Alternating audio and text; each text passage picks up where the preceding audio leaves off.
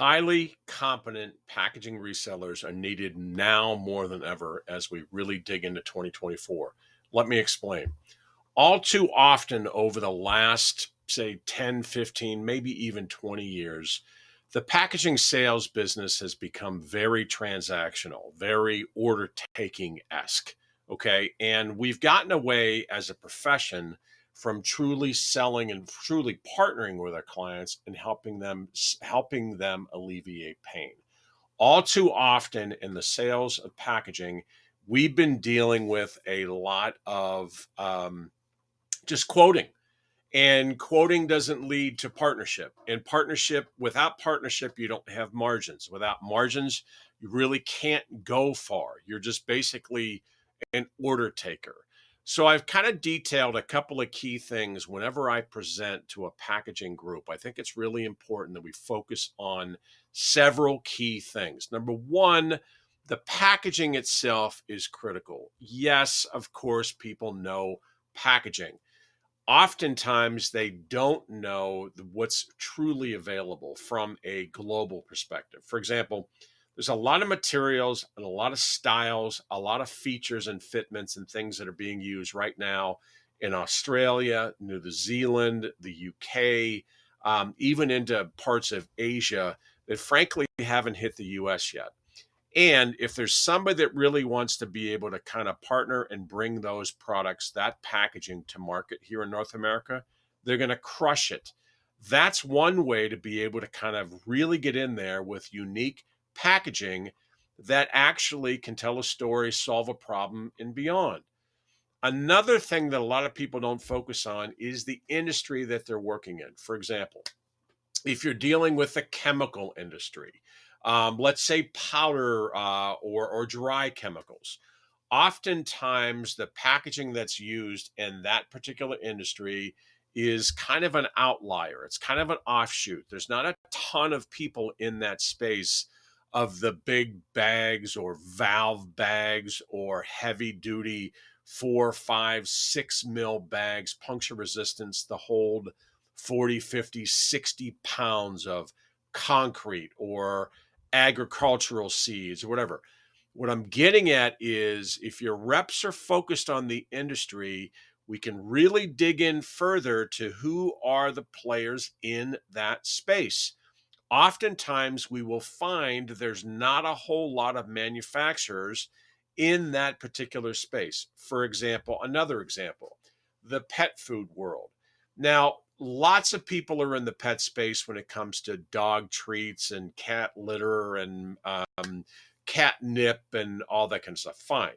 But when it comes to the bigger bags, and when it comes to the heavy cat litter or the 50-pound bags of Purina dog feed or something, two things have to be done there. Number one, you need a big bag for the strength, but you also need the convenience features to keep the product fresh and make sure it's easy to move around. That's a problem here domestically. You got the big hood companies and some of these other big players, but they don't do a good job on handles and pour spouts and laser tears and things that can be done in other factories in other countries like Brazil or Mexico or Asia that have a lot of capability when it comes to convenience factors. When you can make it convenient, when you can provide a package that gives your customer convenience features that he can sell to his customer. For example, Velcro Ziplocs. Velcro Ziplocs is one of those things that domestically here, if you find a company that can do a Velcro Ziploc, you're going to pay 20, 30, 40% premium over a traditional zipper. That's nonsense. You can get the factory to eat that cost or most of it if you have a story to tell. For example, if you have a package for a company that shows great promise and you can push that back to the factory to say, look, I've got an opportunity here to not only sell them once, but to really pick up this order long term. But I need you, Mr. Factory, to be able to negotiate for us or to be able to drop that pricing for us so we can look a little more advantageous over the domestic suppliers, not just from a price standpoint, that's a given, but from convenience features that we can add that somebody else domestically is going to charge them 2, 3, 4, 5 times as much. Okay.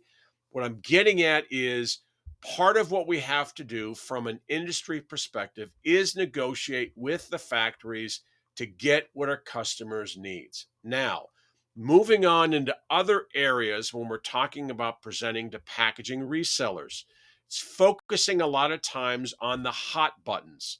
Lots of hot buttons are out there right now in sustainable packaging, biodegradable packaging, compostable packaging, and I guarantee you most of the reps in the packaging reselling world don't know what any of this stuff means, don't know what's available, don't know what is acceptable, don't know what the laws and the rules are per state, don't know what actually is industrial compostable versus backyard compostable versus curbside recyclable or return to store recyclable. These are other buzzwords that your reps need to understand to be able to pitch this to your potential clients.